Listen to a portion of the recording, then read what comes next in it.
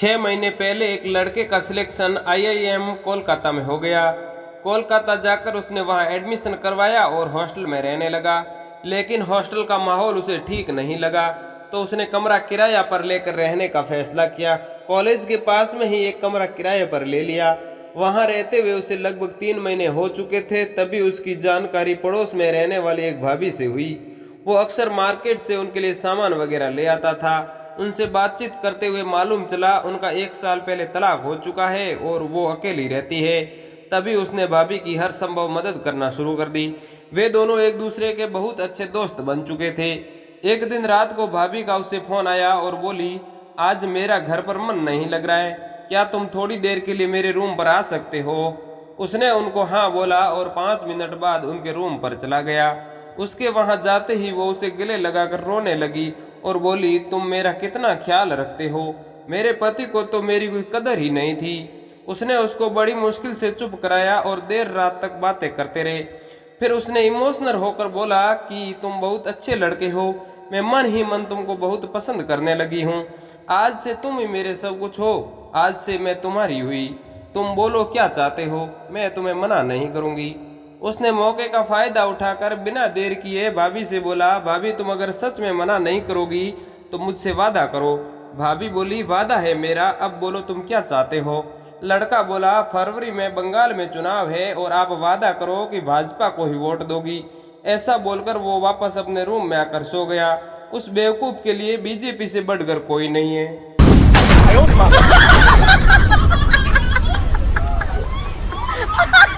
ऐसे ही मजेदार जोक्स देखने के लिए हमारे चैनल एनएम स्टूडियो को सब्सक्राइब करके नोटिफिकेशन को भी ऑल पर जरूर सेट कर दीजिए, ताकि आने वाले नए नए वीडियो की नोटिफिकेशन आपको मिलती रहे। एक नौजवान लड़का एक दवाइयों की दुकान में गुब्बारे खरीदने चला गया। डॉक्टर ने कहा, कौन सा दूं? एक पैकेट में 3 है, एक में 9 और एक में 12 है, कौन सा चाहिए?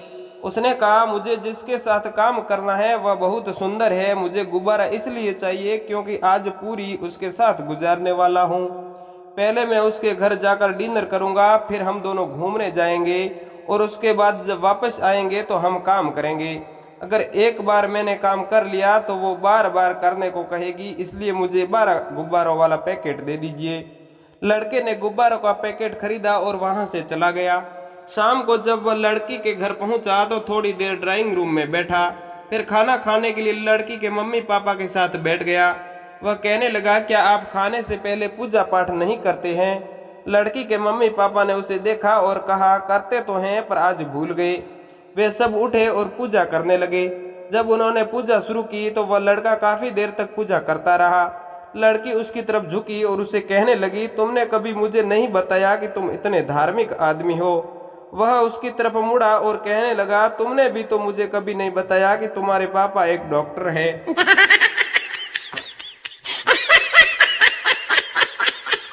एक आदमी और उसकी बीवी बहुत ज्यादा आर्थिक संकट से जूझ रहे थे, इसलिए उन्होंने पैसे कमाने का नया तरीका अपनाया। आदमी ने अपने बीवी से कहा, कुछ दिन तक तुम्हें घुमक्कड़ बनना पड़ेगा। पहले तो उसकी बीवी नहीं मानी, पर जब उसने बहुत मनाया तो वह मान गई। उसकी बीवी ने कहा, पर मुझे पता नहीं है कि क्या करना है। उसके पति ने कहा, जहां भी हम जाएंगे साथ में जाएंगे और मैं तुम्हें बताऊंगा कि क्या और कैसे करना है। वे दोनों एक शाम को घर से निकले और एक बार के पास खड़े हो गए। तभी एक शराबी बार से निकला। उसको देखते ही उसके पति ने कहा, तुम इससे बात करो और अगर मान जाए तो कहना 1000 रुपये लगेंगे, अगर यह ना माने तो मैं यहीं बैठा हूं, तुम मेरे पास आ जाना। वो औरत उस शराबी के पास गई और उससे बात करने लगी। जब बात हुई तो वो अपने पति के पास आई और कहने लगी, ये तो 500 रुपये कह रहा है। उसके पति ने कहा, इससे कहो 500 रुपये में तो मैं हाथों में लूंगी। वो फिर गई और शराबी भी मान गया। उसने दूर से अपने पति को इशारा किया और गाड़ी के अंदर चली गई। आदमी ने अपना सामान उसके हाथों में दे दिया। उसका सामान जैसे ही उसने हाथ में पकड़ा वो हैरान रह गई, इतना बड़ा और मोटा सामान उसने इससे पहले नहीं देखा था।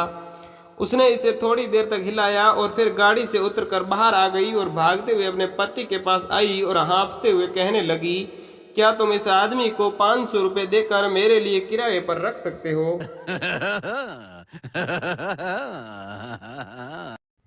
एक हकला आदमी डॉक्टर के पास जाता है और कहता है, डॉक्टर साहब, मैं काफी सालों से हकलाने की बीमारी से परेशान हूँ।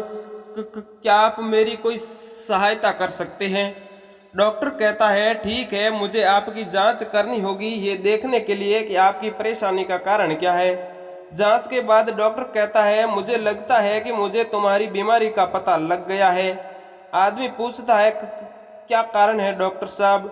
डॉक्टर जवाब देता है, दरअसल तुम्हारा सामान 2 फुट का है, जिसकी वजह से तुम्हारे गले की स्वर इंद्रियों पर जोर पड़ता है और तुम ठीक से नहीं बोल पाते। आदमी पूछता है, डॉक्टर साहब, इसका कोई इलाज तो होगा? डॉक्टर कहता है तो, पर मुझे तुम्हारे सामान को काट कर उसकी जगह छोटा सामान लगाना पड़ेगा। आदमी जवाब देता है, तो फिर लगा दीजिए। आदमी ऑपरेशन के 3 हफ्ते बाद फिर डॉक्टर के पास आता है और कहता है, आपने मेरे हकलाने का इलाज तो कर दिया, पर अब मुझे दूसरी भी परेशानी आ गई है, और वो ये है कि मेरी बीवी को मेरे छोटे सामान से काम करने में इंटरेस्ट नहीं आता है, और अब वो चाहती है कि मैं फिर से वही बड़े वाला सामान लगवा कर आऊं। सामने से डॉक्टर जवाब देता है, देखो दोस्त, ये अब मुमकिन नहीं है।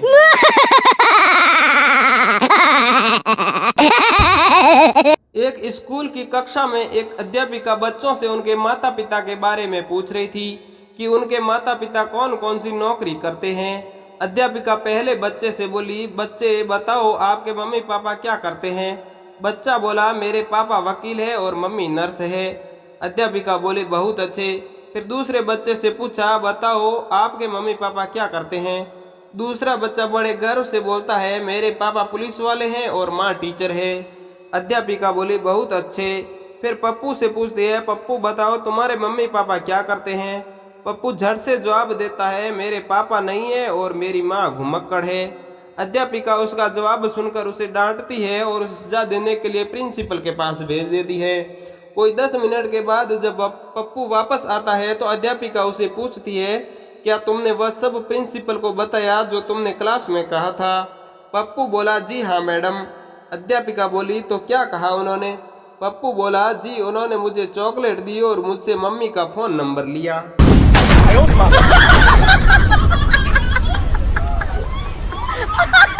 2 महिलाएं आपस में बात कर रही थी। पहली महिला बोली, हमने तो रात भर खूब काम किया, क्या तुमने भी किया? दूसरी महिला बोली, हाँ हमने भी किया। पहली महिला बोली, कैसा लगा था तुम्हें? दूसरी महिला बोली, अच्छा लगा। मेरे पति जैसे ही ऑफिस से आए 3 मिनट में डिनर किया और सीधे ही आ गए। 5 मिनट तक काम किया और चुपचाप लुढ़क कर सो गए। तुम सुनाओ, तुम्हारा कैसा रहा? दूसरी महिला बोली, अरे क्या बताऊं, बहुत बढ़िया। मेरे पति जैसे ही घर पहुंचे वैसे ही मुझे कहा, डार्लिंग आज बाहर डिनर करते हैं। हम डिनर करने बाहर गए, फिर हम घूमते हुए घर पहुंचे। जब हम घर पहुंचे तो हमने काम में रुचि लाने के लिए घर में चारों ओर कैंडल जला दी और लगभग 1 घंटे तक काम किया, और फिर 1 घंटे तक खूब सारी बातें की, फिर दोबारा काम किया। ये बिल्कुल परियों की कहानी सा लग रहा था। ठीक उसी समय उनके पति भी ऑफिस में यही बातें कर रहे थे। पहला पति बोला, तुमने कल रात काम किया तो तुम्हें कैसा लगा? दूसरा पति बोला, अच्छा लगा था। मैं जैसे ही ऑफिस से घर पहुंचा टेबल पर खाना लगा था, मैंने खाना खाया, थोड़ी देर काम किया और चुपचाप सो गया। अब तुम बताओ, तुम्हारा कैसा रहा? पहला पति बोला, अरे मेरे लिए तो कल का दिन ही बेकार था। जैसे ही मैं घर पहुंचा वहां कोई खाना नहीं था, क्योंकि हमारे घर में लाइट ही नहीं थी। मैंने पिछले महीने का बिजली का बिल जमा नहीं करवाया था, इसलिए बिजली काट दी थी। इसलिए मुझे अपनी बीवी को डिनर करवाने बाहर ले जाना पड़ा। खाना इतना महंगा था कि वापस आने के लिए गाड़ी का किराया देने के लिए भी पैसे नहीं बचे। हमें पैदल ही घर आना पड़ा। घर पहुंचने में पूरा 1 घंटा लगा, और जब घर पहुंचे तो याद आया कि लाइट तो है ही नहीं, इसलिए सारे घर में कैंडल जला दी। मुझे पहले ही बहुत गुस्सा आया था, पर बीवी की खिचखिच पूरा 1 घंटे तक वो मुझे छेड़ती रही। उसके बाद 1 घंटे तक मैंने भी उसे खूब धोया और अंत में मैंने उसके साथ काम कर ही दिया। मैं काफ़ी थक गया था। मेरी बीवी ने अगले 1 घंटे तक मुझे फिर भी जगाए रखा।